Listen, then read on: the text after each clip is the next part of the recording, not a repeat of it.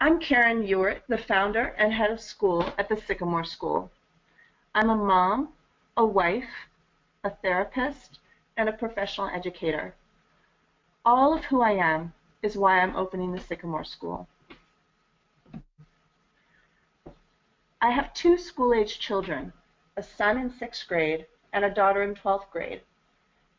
After his first week in middle school, my son came home and unprompted said to me, "Mom, why is it that in middle school, teachers think that they don't have to be creative?" My heart about broke. This is one of the reasons I'm creating the Sycamore School. When teaching middle and high school students, we shouldn't lose our freedom to teach creatively, connect to our students, and our love of learning. Learning still needs to be fun, engaging, and we need to connect to each student and find the hook to make learning come alive for them.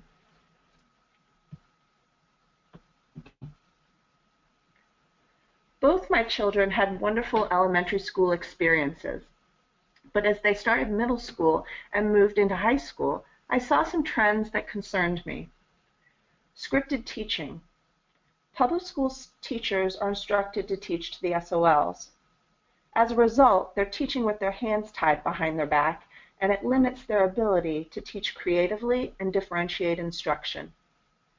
Large class size and short class times give teachers and students limited ability to develop positive and personalized relationships with one another.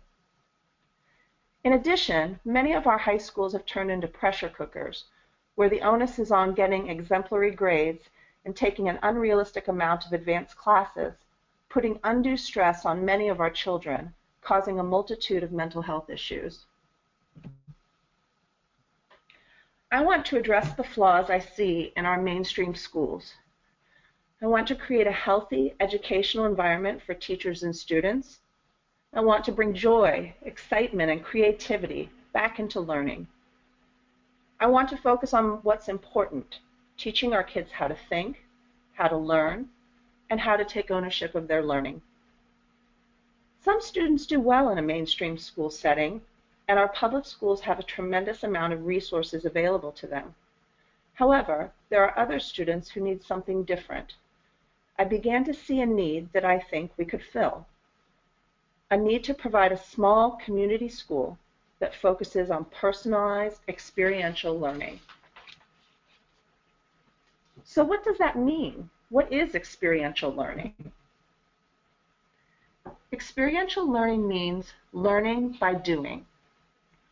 According to Linda Lewis and Carol Williams, who wrote the article Experiential Learning, Past and Present, experiential education first immerses learners in an experience and then encourages reflection about the experience to develop new skills, new attitudes, and new ways of thinking. In his 2005 book, Using Experiential Learning in the Classroom, Scott Werdiger explained that experiential learning is also built upon a foundation of interdisciplinary and constructivist learning. Interdisciplinary means we don't teach subjects in isolation because that doesn't reflect the real world. We want to create a classroom learning experience that mimics real-world learning. Constructivist learning means outcomes of the learning process vary and are often unpredictable, and learners play a critical role in assessing their own learning. So how one student chooses to solve a problem will be different from another student, and what one student takes away from an experience will be different from the others.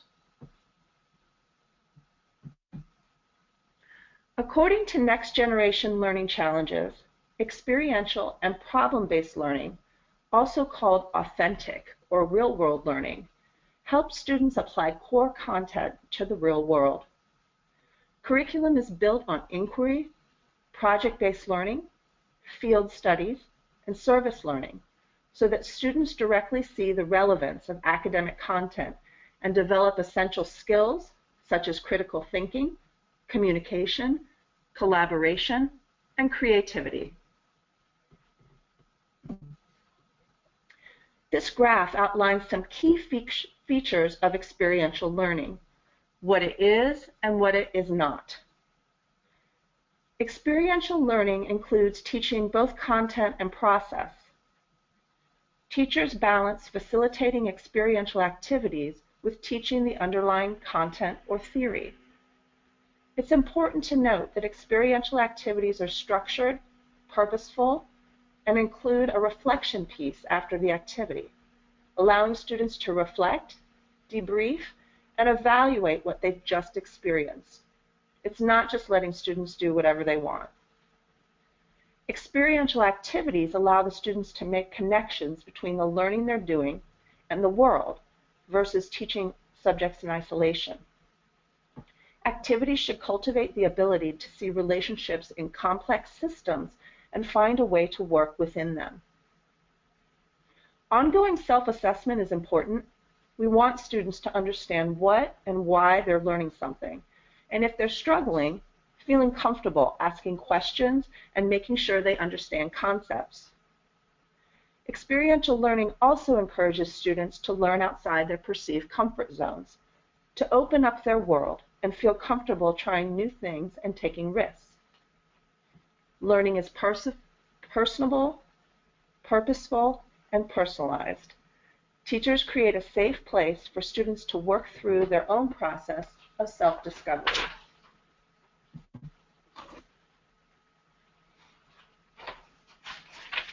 So what does experiential learning look like at the Sycamore School? At the Sycamore School, we have three roots that are equally important and impact one another: academic development, socio-emotional growth, and civic engagement.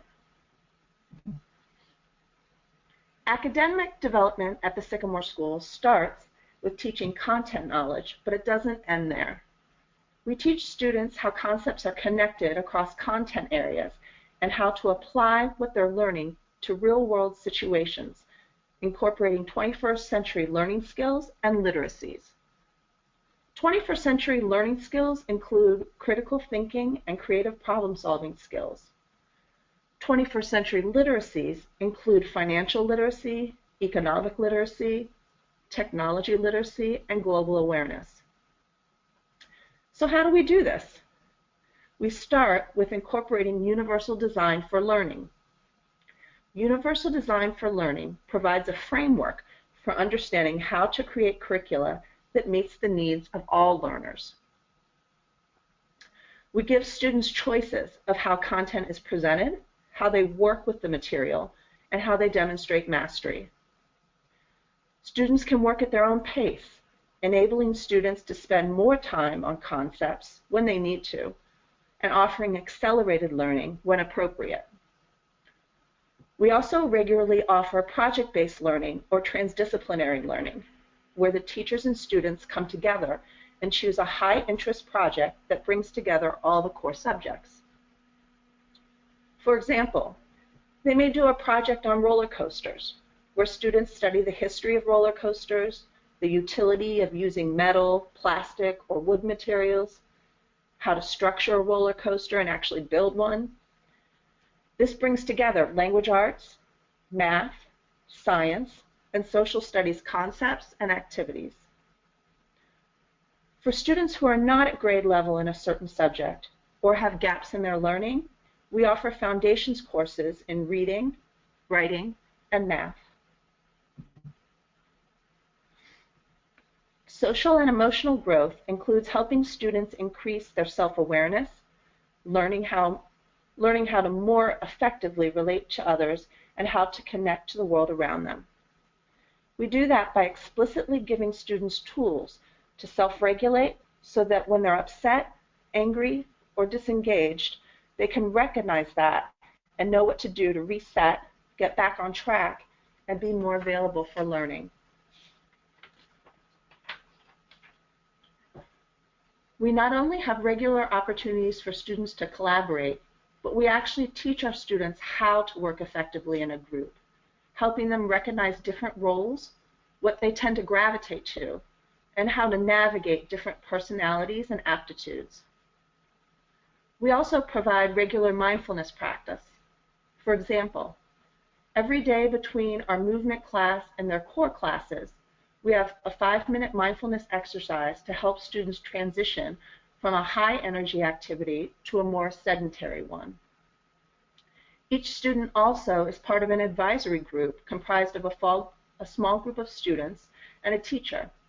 They meet daily to check in, touch base, and address any questions, problems, or stressors. This is also a good place to offer executive functioning skills support. We also recognize that students are social beings and that in middle school they're experiencing all sorts of physical and emotional changes related to their development. In middle school, development is the elephant in the room. In most schools, it's not adequately addressed. At the Sycamore School, we want to talk about and normalize adolescent development, helping students understand why they may have mood swings, changes in their energy levels, and fluctuation in their attention, and how to effectively manage those fluctuations in themselves and others. We also want to teach resiliency. We believe that schools should open up our students' minds and broaden their experiences. We want our school community to be a safe place where students are comfortable trying new things, making mistakes, and even failing. We learn the most when we're able to successfully work through a challenging experience. Civic engagement includes developing community awareness, civic literacy, and global awareness. We want to increase our students' awareness of the resources in our community and how to access those resources. For example, if your sewer's overflowing, who do you call? If you find a dog lost in your neighborhood, what local organizations take in strays? We had a recent election. Most of our children know at least a little bit about the role of the president, but do they understand what the difference is between a state senator and a U.S. one? Do they know the function of our county board? Do they understand their rights as citizens? We also want our students to discover how to become more involved in their community. We'll have regular school-wide community service projects, but we want those projects to be meaningful and purposeful. We want students to think about their interests and how they can use those interests to give back to their community. For example, if several of our students are close to their grandparents, would they be interested in starting a buddy program with a local retirement community where they can either read to their elders, play cards with them, or teach them computer literacy? If many of our students love to read, they could look into coordinating a book drive to collect books for underserved communities. The Sycamore School embraces an urban school model. That means that we'll utilize resources in our community to augment what we don't have on site. Being located in Ballston, we're walking distance from the metro and 5 local parks. There are countless resources around us. So as a school community, we will explore those resources and learn more what not only Arlington, but Northern Virginia, DC, and Maryland have to offer us to enhance our learning. As a small community, it's easy for us to hop on the metro to visit a museum or walk to a local creek. If we're studying the Berlin Wall, why wouldn't we go to the museum to actually see a part of the Berlin Wall? If we're studying gems, why wouldn't we go to the National History Museum to see their amazing collection? Structured field studies help make learning come alive. Here's a copy of our sample weekly schedule. You'll notice that students start with movement every morning. I believe it's important for students to start their day moving their bodies. The purpose of the movement class is exploration. I want students to be exposed to a variety of movement activities in the hopes that they discover at least a few that they really enjoy. Activities may include yoga, hip-hop dance, and Pilates, as well as ultimate frisbee, rock climbing, soccer, and basketball. Each activity will last 2 to 3 weeks, so if they don't enjoy a particular sport or game, they won't have to do it for too long. However, if they do like an activity, it could become an after-school club or intramural sport. For electives, students can choose from Spanish, foundations classes, or an elective sampler, which will give students a taste of several electives. It will be a 6-week rotation of electives such as woodworking, computer coding, improv, visual arts class, music, and filmmaking. We'll be outsourcing for some of our electives, and it gives us a chance to try partnerships with various outside organizations and see which electives students enjoy the most. In future years, we can expand to semester or year-long electives. You'll also notice that Wednesdays are dedicated to transdisciplinary learning, which is another word for project-based learning. On Wednesdays, we also have school-wide community meetings and arts-based electives to give students additional opportunities to explore some high-interest electives. Fridays are dedicated to community-based instruction.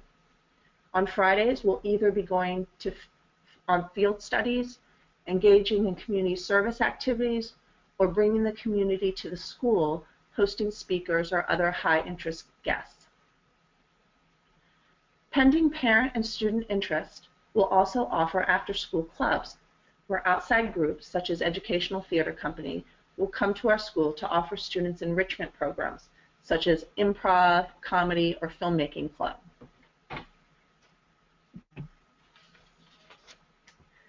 This is an overview of some of the key features of the Sycamore School. At the Sycamore School, we offer personalized learning because we want to find the hook for every student to engage them and help them perform up to their potential. It's also important to note that we recognize the importance of relationships and will focus on building an inclusive, nurturing, and diverse community, a community of learners who support and respect one another. We want to foster collaboration, communication, and celebrating differences versus promoting excess competition and divisiveness. One of the hallmarks of our philosophy is flexibility. We welcome and encourage parent and student feedback and want to build our program around our students and their unique talents, interests, and aptitudes. At the Sycamore School, we're intentionally recruiting a cross-section of students. Students with a Montessori background would do well at the Sycamore School because they already have many of the attributes we're cultivating, such as independence, initiative, and creativity. We would be a good fit for students who need to move around or would like choices of how they work with concepts and demonstrate mastery. We do accept students with learning and attentional struggles. Other applicants may be surviving but not really thriving in their current learning environment. We're looking for students who are bright, curious, and craving a more personalized, engaging, and dynamic learning community.